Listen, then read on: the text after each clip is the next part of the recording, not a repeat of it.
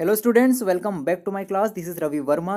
आज मैं आप लोगों के लिए यहाँ पर लेकर आया हूँ economics chapter number 17 part number 3। इसके 2 पार्ट ऑलरेडी रिलीज कर चुका हूँ, जिसका लिंक आपको डिस्क्रिप्शन में मिलेगा। विदाउट वेस्टिंग द टाइम हम लोग इसमें देख लेते हैं कि इस वाले पार्ट में आप लोग क्या क्या सीखने वाले हैं। अगर आप पहली बार चैनल पर आए हैं तो प्लीज़ इसे सब्सक्राइब करना ना भूलें। देखिए, इस पार्ट में आप लोग 17.3 और 4 के बारे में जानेंगे कि फाइनेंसिंग सिस्टम होता क्या है, मेजर फाइनेंशियल इंस्टीट्यूशंस कौन कौन से हैं, ठीक है, उनके बारे में सारे सवालों के जवाब आपको मिलेंगे इसके अंदर। तो चलिए करते हैं वीडियो की शुरुआत। तो सबसे पहला हेडिंग आपके सामने आता है फाइनेंस का। ठीक है, देखिए फाइनेंस का हिंदी मतलब होता है वित्त या धन से इसे लिया जाता है। अब हम लोग देखते हैं बुकिश लैंग्वेज क्या कहती है।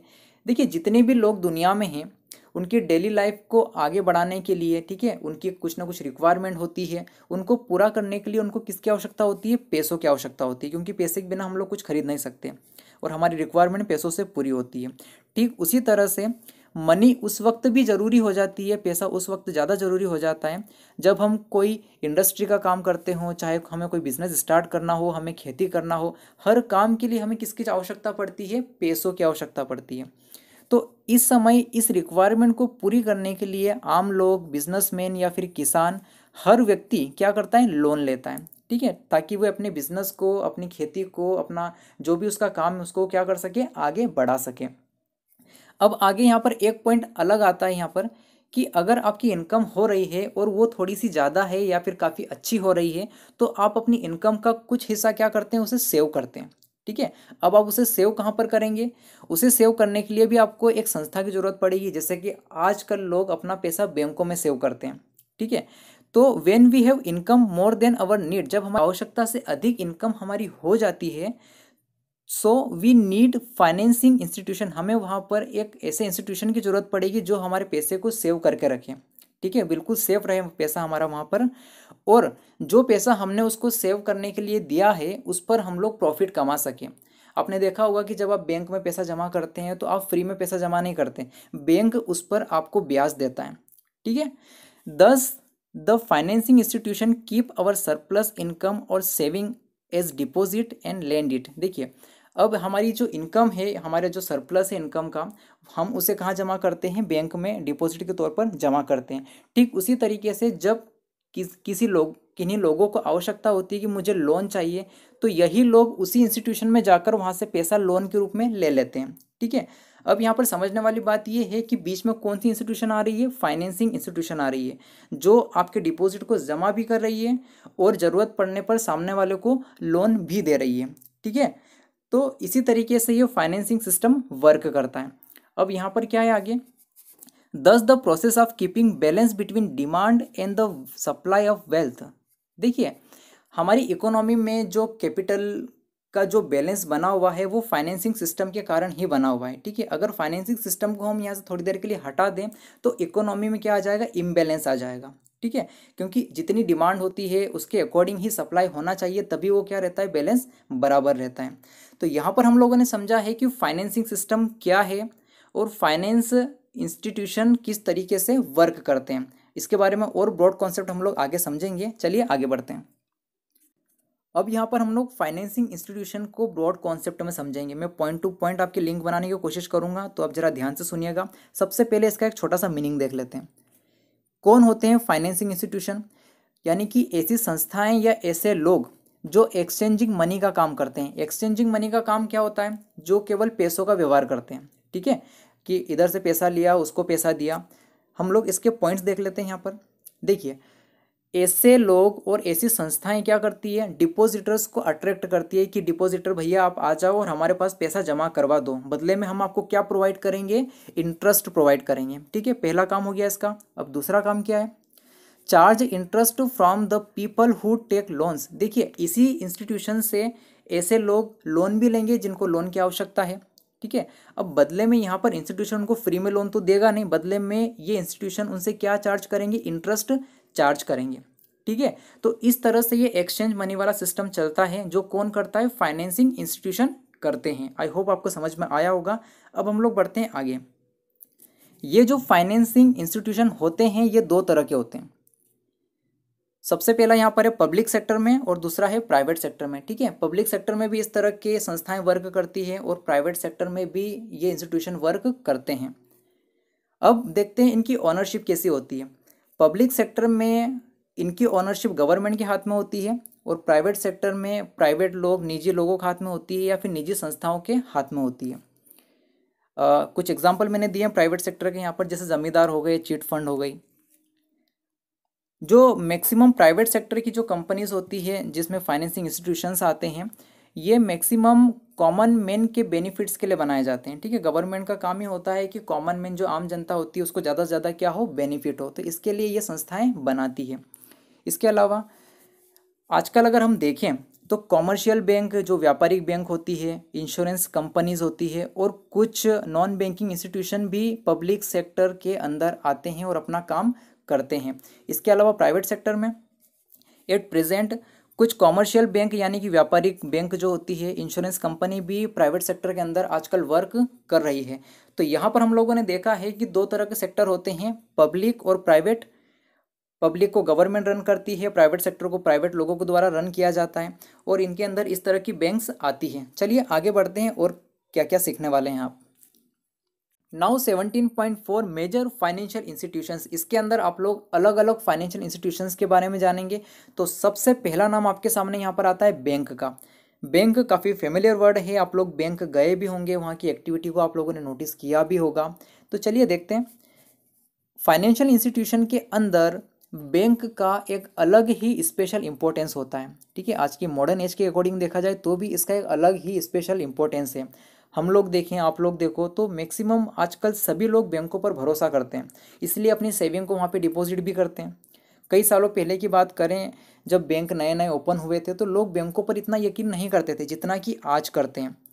जनरली बैंकों को ऐसी संस्थाओं के रूप में जाना जाता है जो कि लोगों का पैसा यानी कि उनका जो डिपॉजिट है, उनकी जो जमाएं हैं, उनको क्या करती है, वो एक्सेप्ट करती है। इसके अलावा जिन लोगों को पैसों की रिक्वायरमेंट होती है, एज अ लोन के रूप में बैंक उनको पैसा देता है।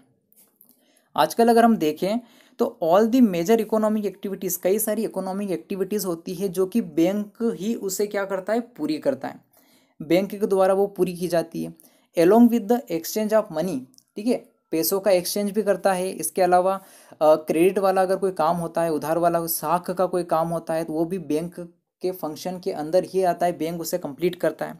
तो ये सारा कुछ बैंक कंप्लीट यहाँ पे कर रहा है। इसके अलावा सिंपल वर्ड में अगर हम कहें तो बैंक मनी से रिलेटेड और क्रेडिट से रिलेटेड सारा काम कंप्लीट करता है। इसके अलावा कुछ बैंकों के नाम आपको यहाँ पे दे रखे हैं, इसे मैं आगे बताऊंगा आपको। अगला पैरा आपसे ये कहता है कि 1991 के बाद में प्राइवेट सेक्टर की बैंक भी कई सारी इस्टेब्लिश हुई है। ठीक है, पहले केवल गवर्नमेंट बैंक चला करती थी, इसके बाद में प्राइवेट सेक्टर में भी बैंक को ओपन करने की परमिशन मिल चुकी थी। देखिए यहाँ पर अगर हम प्राइवेट सेक्टर बैंक की बात करें तो इतनी सारी बैंकें हो गई है, और भी मैंने तो कुछ ही नाम यहाँ पर दिए हैं।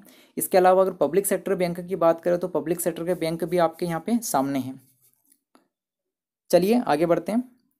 नाउ अगला जो फाइनेंशियल इंस्टीट्यूशन है वो है इंश्योरेंस कंपनीज। काफ़ी फेमिलियर नाम है इंश्योरेंस, हर कोई व्यक्ति कराता है, चाहे वो ज़िंदगी का हो या फिर गाड़ी का हो। ठीक है, इससे क्या मिलती है कि अगर भविष्य में कुछ इंसिडेंट हो जाता है तो उससे हमें सिक्योरिटी मिलती है।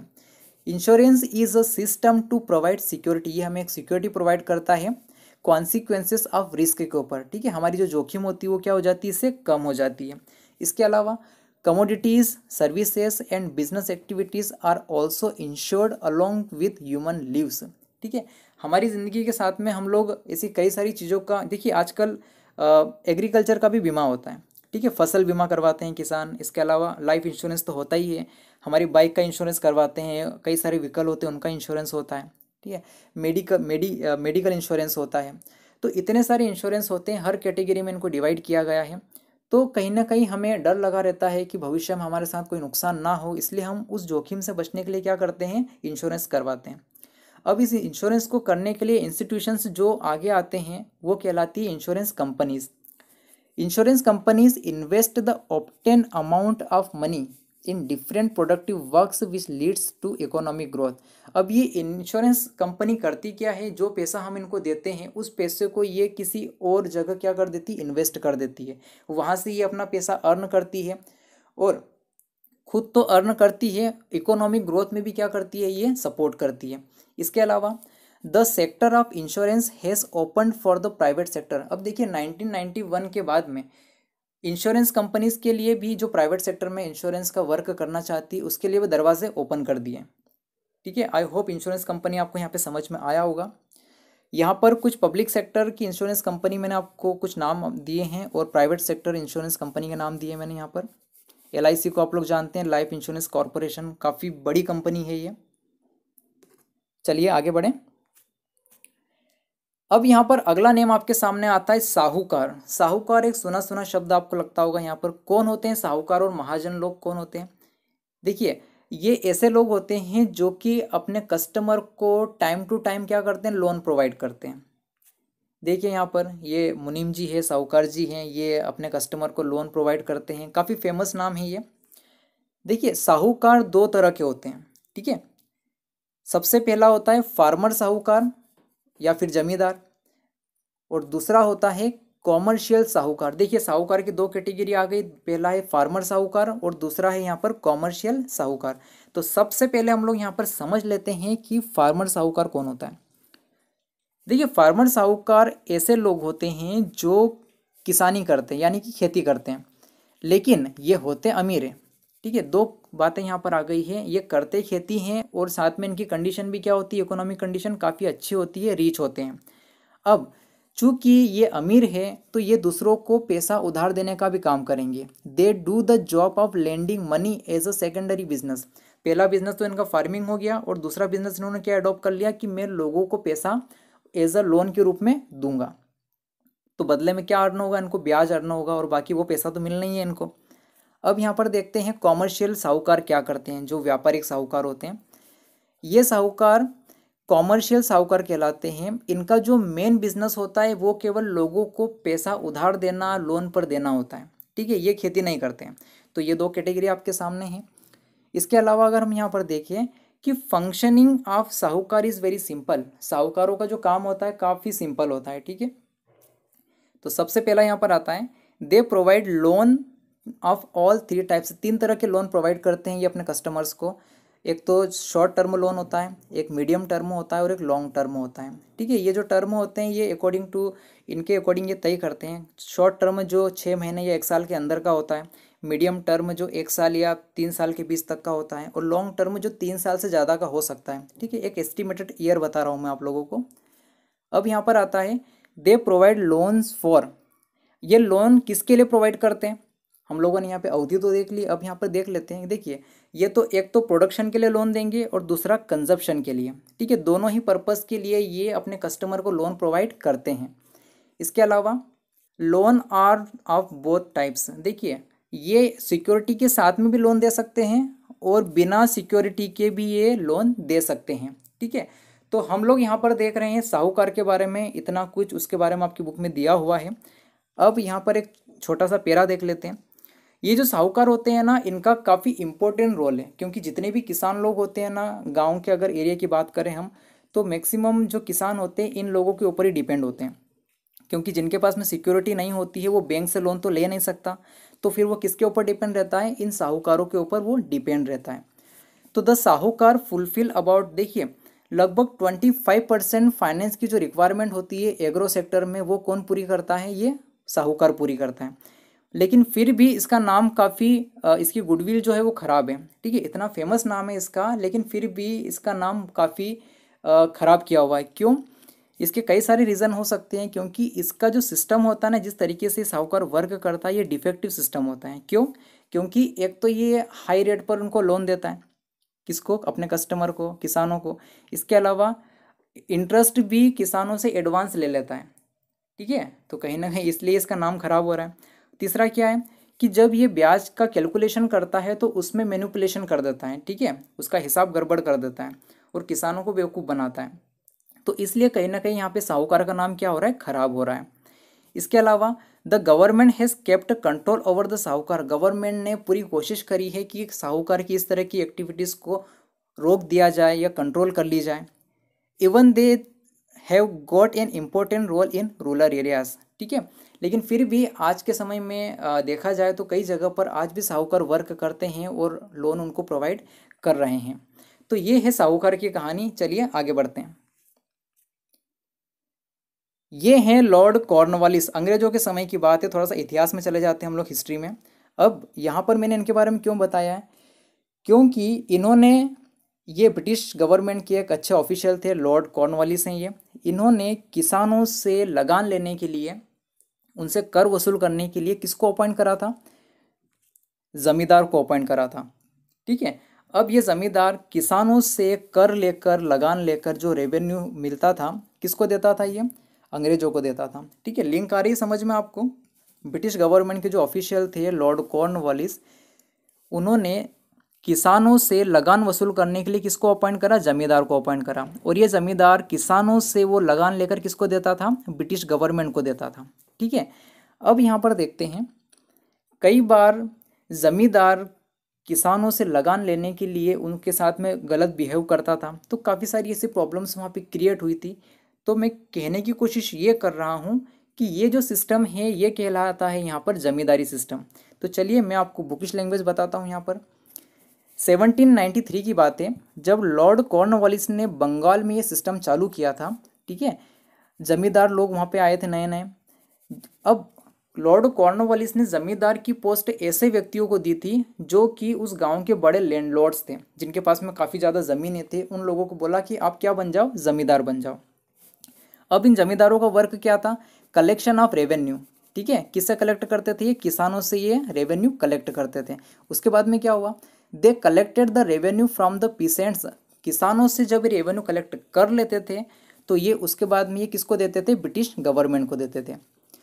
अब इसके बाद में zamindar provided loan to the farmers. देखिए कभी कभी किसानों को बीच में पैसों की जरूरत पड़ती थी तो जमींदार किसानों को लोन भी देता था। ठीक है। ताकि किसानों की जो बेसिक आवश्यकताएं वो क्या हो जाए, पूरी हो जाए। अब वहाँ पर जमींदार ने जो लोन दिया है उस पर जमींदार काफ़ी ज़्यादा हायर इंटरेस्ट उनसे चार्ज करता था। ठीक है। काफ़ी ज़्यादा हाई इंटरेस्ट होता था ये। The condition of loans provided by them were also very strict. अब यहाँ पर जब जमींदार किसान को लोन दे रहा है तो ऐसी कंडीशंस जमींदार किसानों पर लगाते थे जो काफ़ी स्ट्रिक्ट थी। ठीक है। किसान बिल्कुल परेशान हो जाता था और कर्ज में डूब जाता था। इसके अलावा जब लोन रिकवरी का जब टाइम आता था तो दे यूज्ड टू मिसबिहेव। ठीक है। वो किसानों के साथ में क्या करता था, मिसबिहेव करता था और उनका शोषण करता था, यानी कि उनको एक्सप्लॉइट करता था। अब इसका रिजल्ट क्या हुआ, जितनी भी स्टेट, मतलब कि जब ये जमींदारी सिस्टम ज़्यादा आगे बढ़ने लगा, काफ़ी परेशान होने लगे किसान, तो स्टेट ने एक नया रूल पास किया जिसमें ये जमींदारी सिस्टम को क्या कर दिया, बैन कर दिया, यानी कि बंद कर दिया। But the loans are still provided by the zamindars in rural areas. लेकिन उसके बाद में भी कई रूरल एरियाज में जमींदार आज भी लोन देने का काम कर रहे थे। ठीक है। तो ये कहानी है यहाँ पर जमींदार की। अब हम लोग बढ़ते हैं आगे। अगला यहाँ पर आपके सामने आता है एक पिक, आपको यहाँ पे दिखाई दे रहा होगा। ठीक है। कई लोगों ने एक साथ अपने हाथ को ज्वाइन कर रखा है। इसका मतलब ये है कि ये एक ग्रुप है जो आपस में क्या है, जुड़ा हुआ है। आपस में ये लोग अपनी क्या कर रहे हैं, यहाँ पर हेल्प कर रहे हैं। एक ऑर्गेनाइजेशन इन्होंने बनाया हुआ है। तो कहने का मतलब ये है, हम लोग यहाँ पर बात कर रहे हैं सेल्फ हेल्प ग्रुप की। ठीक है। ये एक ऐसा ग्रुप होता है जिसमें 15 या 20 लोग आपस में मिल जाते हैं और अपनी कुछ छोटी छोटी जो सेविंग्स होती है उनको इकट्ठा कर लेते हैं। ठीक है। और जो सेविंग उनकी इकट्ठा हो जाती है तो उनको फिर अपने ही काम के लिए क्या करते हैं, वे लोग यूज़ करते हैं। ये पूरा सिस्टम कैसे वर्क करता है, चलिए देखते हैं। सेल्फ हेल्प ग्रुप यानी कि स्वयं सहायता समूह। सेल्फ हेल्प ग्रुप एक ऐसा वॉलेंट्री ऑर्गेनाइजेशन है, यानी कि स्वैच्छिक संगठन है, आपस में बनाया हुआ। मैक्सिमम जो पुअर पीपल होते हैं उनको द्वारा बनाया जाता है। दिस ग्रुप्स आर फॉर्म्ड, ये ग्रुप इसलिए बनाया जाता है ताकि ये लोग अपनी प्रॉब्लम्स का सल्यूशन अपने ही म्यूचुअल कोऑपरेशन के द्वारा कर सकें। जैसे कि 15-20 लोगों का ग्रुप है, उनमें से किसी को कोई प्रॉब्लम आ रही है, पैसों की ज़रूरत है, तो इन्होंने जो छोटी छोटी सेविंग्स करी हुई थी उसी में से उस पर्टिकुलर बंदे को पैसा दे देंगे कि भैया ये ले जाओ और अपना काम कर लो। ठीक है। तो जहाँ पर उसको प्रॉब्लम थी वहाँ पे उसका क्या हो गया, सल्यूशन हो गया।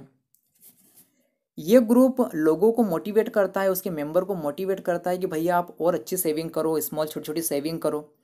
This savings are deposited in banks. ये जो सेविंग करते हैं, जैसे कि 15-20 लोगों की मैं बात कर रहा था यहाँ पर, तो मान लीजिए इन्होंने 100 रुपये इकट्ठा करे हैं। ठीक है। 20 लोगों ने मिलकर, तो ये सारा पैसा जब इकट्ठा हो जाएगा तो ये कहाँ जमा कर देंगे, बैंक में। अब बैंक में जो पैसा जमा करेंगे वो किसके नाम से जमा होगा, वो इनके ग्रुप के नाम से जमा होगा। जो भी इनके ग्रुप का नाम होगा उनके नाम से ये बैंक में अकाउंट ओपन कराएंगे और उसमें अपना पैसा क्या कर देंगे, ये जमा कर देंगे। इसके अलावा जनरली ऐसे ग्रुप में कितने मेंबर्स हो सकते हैं, 20 मेंबर तक हो सकते हैं। अब यहाँ पर देखते हैं अगला पैरा। जनरली क्या होता है कि the members of a group are those people, ऐसे ग्रुप में ऐसे मेंबर्स होते हैं जिनकी अप्रोच फाइनेंशियल इंस्टीट्यूशन तक नहीं हो पाती है, क्योंकि कई सारे ऐसे पिछड़े हुए गांव भी होते हैं जो लोग बैंक की एक्टिविटीज़ को इतना नहीं जानते हैं। तो उन लोगों के लिए ग्रुप काफ़ी बेटर होता है कि वे आपस में मिलकर ही एक ग्रुप बना ले और अपनी सेविंग्स को ऐसे बैंक के रूप में क्या करें, वो आगे बढ़ाएं।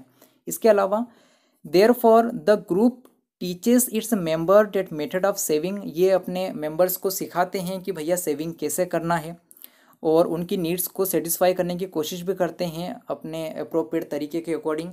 The group makes small loans easily. अब देखिए छोटी छोटी बचत जब इकट्ठा होगी इनकी, ठीक है, हर महीने जो पैसा ये इकट्ठा करेंगे तो इतना पैसा हो जाता है कि अगर इसमें से किसी एक मेंबर को पैसे की ज़रूरत पड़ती है तो ये ग्रुप उसको पैसा लोन के रूप में कम इंटरेस्ट रेट पर दे सकता है। अगर कहीं और से ही पैसा लेते तो इंटरेस्ट रेट क्या होता, हाई होता, लेकिन यहाँ पर इंटरेस्ट रेट काफ़ी कम है जो इनको क्या रहेगा, फ़ायदेमंद रहेगा। This groups have played an important role in the field of empowering women. देखिए जो महिला सशक्तिकरण वाला जो काम होता है इस ग्रुप ने काफ़ी उस काम को आगे बढ़ाया है, ठीक है। ये ग्रुप मेल के द्वारा भी बनाया जा सकता है, मेल फीमेल मिलकर भी इस ग्रुप को बना सकते हैं, लेकिन नॉर्मली ये देखा गया है कि महिलाओं ने अगर ये ग्रुप बनाया है तो वो काफ़ी ज़्यादा सक्सेस हुआ है। इसके अलावा यहाँ पे देखते हैं हम लोग सेल्फ हेल्प ग्रुप के ऑब्जेक्टिव्स जो हैं, इसके फॉर्मेशन, मतलब कि इसके किन उद्देश्यों के आधार पर इसको बनाया जाता है, चलिए देखते हैं। सबसे पहला पॉइंट यहाँ पर आता है to develop feeling of working together unitedly. देखिए इस ग्रुप का सबसे पहला एम तो ये हो गया कि सभी लोगों को एक साथ जोड़कर रखता है ये, ठीक है, ताकि सभी लोग एकता के रूप में रहें, एक साथ मिलकर रहें।